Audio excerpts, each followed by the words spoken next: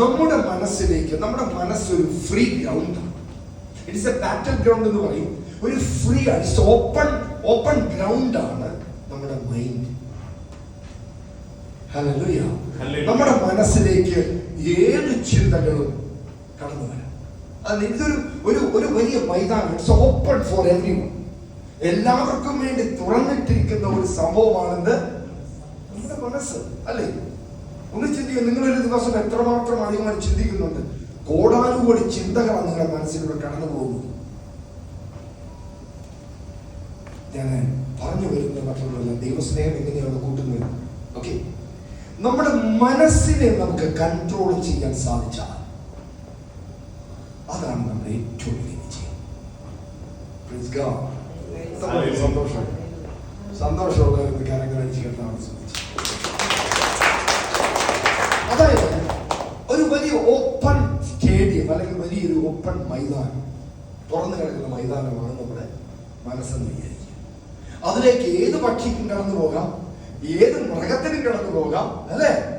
ഏത് മനുഷ്യർക്കും കടന്നു പോകാം, ഏത് ജീവജാലങ്ങൾക്ക് വേണ്ടി കടന്നു പോകാം, അല്ല? ആണോ? അതുപോലെയാണ് നമ്മുടെ മനസ്സ്. ഏത് തരത്തിലുള്ള ചിന്തകളും കടന്നു പോകും. ഒരു വ്യക്തിയെ കണ്ടിട്ട് ഇങ്ങനെ ജഡ്ജ്, അവന്റെ മുഖം കുറിച്ച് വലുതാക്കാണ്ടിരിക്കുന്നത്, എതിർത്താണ്ടിരിക്കുന്നത്, അവനെന്ത് പറ്റി, അവനെന്താ തുണിഞ്ഞിരിക്കുന്നത്, അവനെന്താ നീർന്നിരിക്കുന്നത്, അതൊക്കെ ചിന്തകൾ വരും നമ്മുടെ മനസ്സിലേക്ക്, അല്ലെ? വരികയല്ലേ?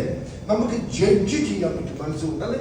ഒരു വ്യക്തിയെ മോശമാണോ നല്ലതാണോ എന്ന് കാണിക്കുന്നത് നമ്മുടെ മനസ്സാണ്. അപ്പോൾ ഈ മനസ്സിനെ, അതുകൊണ്ടാണ് പൗലോസ് പറയുന്നത്, we have the mind of Jesus Christ. യേശു ക്രിസ്തുവിന്റെ മനസ്സ് നമുക്ക് വേണം. യേശു ക്രിസ്തു ഒരു മനുഷ്യനായി തന്നെ പിറന്നു.